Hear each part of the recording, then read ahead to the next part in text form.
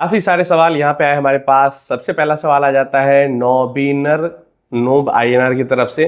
Sir, I am Naveen, first time invest कर रहा हूँ, age 39 years old, target 1 crore to 1.5 crore, 20 years, monthly SIP 9,000 started from सितंबर 2024।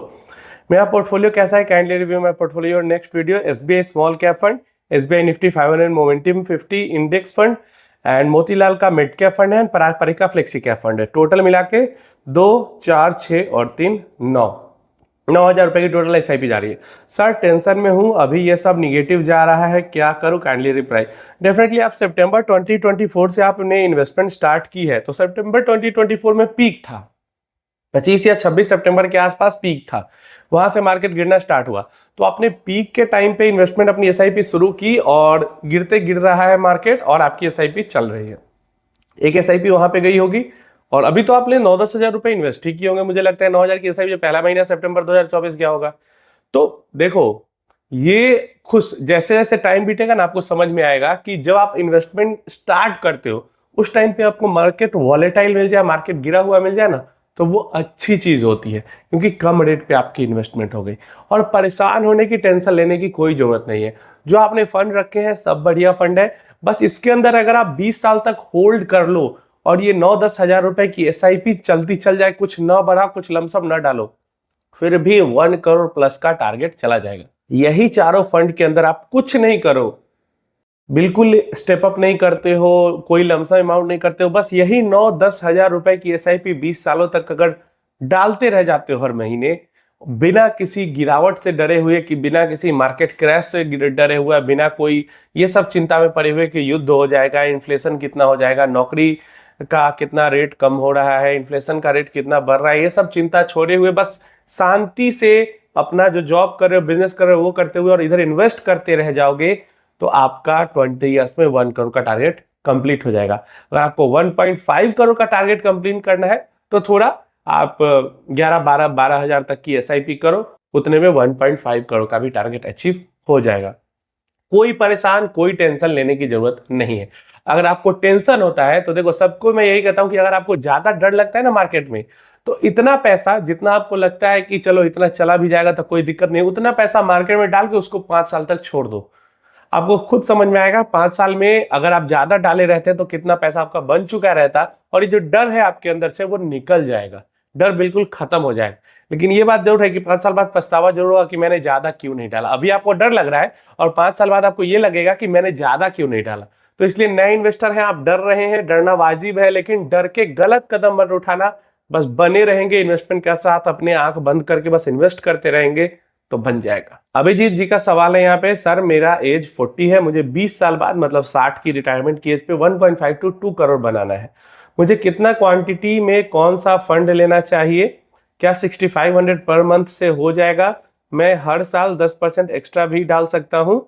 Please बता दीजिए सर, मुझे 20 साल से पहले नहीं निकालना है, 1.5 से 2 करोड़ बनाने के लिए कितना इन्वेस्ट करना पड़ेगा? देखिए, 2 करोड़ बनाने सिंपली 20 साल का टाइम भी है, तो बाकी इधर उधर भागने की जरूरत क्या है? 3 स्मॉल कैप मान लो उठा लो और तीनों के अंदर 4-4 हजार रुपए की SIP करो। 3 स्मॉल कैप बिना इधर उधर देखे हुए, बिना ये नॉइज वॉलेटिलिटी के चक्कर में पड़े हुए 3 स्मॉल कैप फंड 4-4 हजार 12 हजार रुपए की SIP 20 सालों तक की जाए तो 2 करोड़ का, लगभग 2 करोड़ का। अब रिटर्न थोड़ा ज्यादा बन जाएगा तो ऊपर भी चला जाएगा, रिटर्न थोड़ा कम बन जाएगा, मतलब 17-18 तक भी रिटर्न मिल जाता है तो 2 करोड़ के आसपास का पैसा बन जाएगा। और आप 10% का स्टेप अप भी बोल रहे हो तो 10% का स्टेप अप आप चाहो, जब चाहो, जहां चाहो कर सकते हो। लेकिन ये जो 6,500 की SIP आप कह रहे हो, 6,500 की SIP से मुश्किल क्या नामुमकिन कह सकते हो तरीके से बनाना है। इसलिए स्टार्टिंग के लिए आप 2 फंड रख लो आराम से, 2 स्मॉल कैप फंड रख लो, 3-3 हजार की दोनों में SIP स्टार्ट कर लो। और जब जल्दी से जल्दी कोशिश करो कि ये जो 6,000 की SIP होगी इसको बढ़ा के आपको 12,000-13,000 तक कम से कम ले जाना है। जितना जल्दी आप इसको ले जाओगे उतना ज्यादा चांसेस होंगे जल्दी कॉर्पस आपका अचीव हो जाने का। 6,000 महीने का इन्वेस्ट करके मुश्किल है होना। यहाँ पे लिखा है अमित सिंह जी ने, भाई 10 ईयर में जॉब छोड़ना है, 50K पेंशन चाहिए, 15K तक इन्वेस्ट कर सकते हैं, प्लीज म्यूचुअल फंड बताइए। अब देखिए, यही दिक्कत है, आप 10 साल तक 15,000 इन्वेस्ट करके आगे उससे आप 50,000 का रिटर्न चाहते हैं, तो देखिए 15,000 10 साल तक तो नहीं, लेकिन आप 13 साल से 15 साल का अगर टाइमिंग लेते हैं, 13 to 15 ईयर्स का टाइम लेते हैं, और आप मान लो 3 स्मॉल कैप फंड उठा लेते हो और तीनों में 5-5 हजार की SIP करते हो, समझ में आ रहा है? 5-5 हजार की तीनों में SIP, 15,000 की SIP, मिनिमम 13 ईयर्स लगेंगे और 15 ईयर्स में तो होना ही होना है। तो अगर 17, 16, 18 तक भी रिटर्न मिलता है तो 1 करोड़ आराम से अचीव हो जाएगा 13 साल में, ठीक है। 15 तक भी मिलता है तो 15 साल में हो जाएगा, और जब 1 करोड़ हो जाएगा तो वहां पे 0.5% अ मंथ होता है 50,000 रुपीज, जो आप हर महीने निकाल सकते हो अगले जितने सालों तक चाहो। उसके बाद जब आपकी डेथ होगी तो आप अपनी अगली जनरेशन को भी काफी पैसा दे के जाओगे। 10 साल में अगर आप चाहते हो कि 10 साल हम इन्वेस्ट करके 15,000 और 50,000 निकाले तो निकाल सकते हो, लेकिन वही बात है कि समय के साथ आपका कॉर्पस घटते चला जाएगा। अगर आप 10 साल में 3 से 5 साल और ऐड कर देते हो तो आपका कॉर्पस घटेगा नहीं, उल्टा बढ़ता जाएगा। लेकिन 10वें साल से अगर आप SWP करना स्टार्ट कर देते हो, 50,000 महीना निकालना शुरू कर देते हो, तो वहां पे कॉर्पस घटेगा। तो कॉर्पस आपको चाहिए कि घटे आगे चल के, या फिर कॉर्पस भी बढ़ता जाए और महीने का जो 50,000 हमने आज स्टार्ट किया है वो भी हर साल बढ़ता जाए। तो इसलिए ट्राई करो कि 1 करोड़ का जो कॉर्पस है वो हिट हो जाए, उसके बाद 50,000 आप उसमें से पेंशन निकालो। अब 1 करोड़ आप ज्यादा पैसा डाल के जल्दी पूरा कर लो या फिर ज्यादा समय दे के पूरा कर लो, लेकिन 1 करोड़ पूरा करो पहले, फिर 50,000 निकालना। अगर 25,000 निकालना है तो 50 लाख में से ही निकाल सकते हो, लेकिन क्योंकि आपकी डिमांड 50 की है तो 1 ईयर तो अचीव करना पड़ेगा।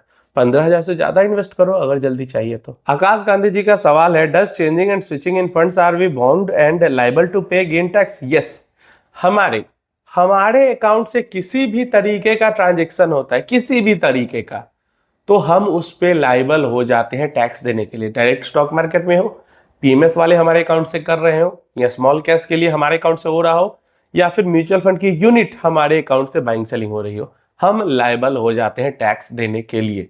पैसा अकाउंट में, कई लोग कहते हैं डीमेट में से अकाउंट में नहीं लेंगे पैसा, ट्रेडिंग अकाउंट में से अकाउंट में नहीं। भाई तुम लो या ना लो, ट्रांजेक्शन हुआ, तुम लायबल हो गए टैक्स भरने के लिए। सिर्फ एक ही केस में टैक्स नहीं भरना जाता है, जब जैसे मैंने म्यूचुअल फंड, जिस म्यूचुअल फंड की यूनिट होल्ड कर रखी है उस स्कीम के अंदर अगर फंड मैनेजर शिफ्टिंग कर रहा है स्टॉक्स का, तो उसके लिए टैक्स नहीं भरना होता है, ठीक है। या फिर अगर मेरी डेथ होती है और मेरे नॉमिनी को मेरा पूरा यूनिट ट्रांसफर होता है, तो वो एक्चुअल में एक यही सिनेरियो है जब इसको ट्रांसफर माना जाता है और वहां पे टैक्स के लिए वो लायबल नहीं होता। जब मेरा नॉमिनी सेल करेगा उसको, तब वो लायबल होगा टैक्स के लिए। श्रीनिवास जी का सवाल है, बंधन 200 मोमेंटम 30 वर्सेस बंधन alpha 50, which fund is better?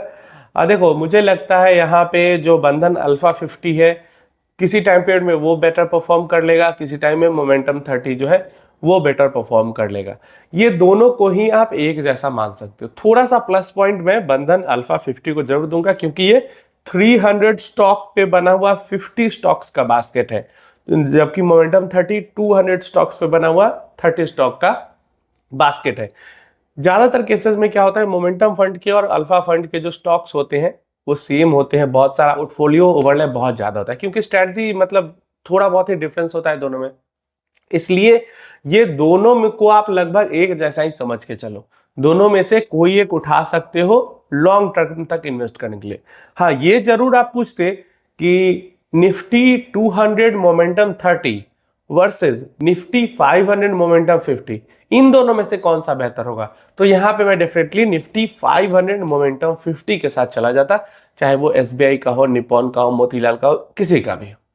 Clear है? ये दोनों एक ही यूनिवर्स से है, तो ज्यादा यहाँ पे दिमाग लगाने की जरूरत नहीं है, दोनों में से कोई रखा जा सकता है। रामपाल वर्मा जी का यहाँ पे सवाल है, सर मेरी इनकम 3 लाख है और मैं 3 लाख का ITR भी फाइल करता हूँ, परंतु दिस ईयर माय वाइफ की FD सेविंग से मैंने अपने डीमेट अकाउंट में थोड़ा करके 1 साल में 12 लाख का म्यूचुअल फंड में निवेश कर दिया। अब क्या करें, कुछ प्रॉब्लम होगा? Please reply. देखिए, वाइफ के नाम पे FD भी आपने ही की होगी। वाइफ को ये पैसा जो है, वाइफ का जो FD का 12 लाख रुपया था, वाइफ के पास आया कहां से? वाइफ की इनकम की सोर्स क्या है?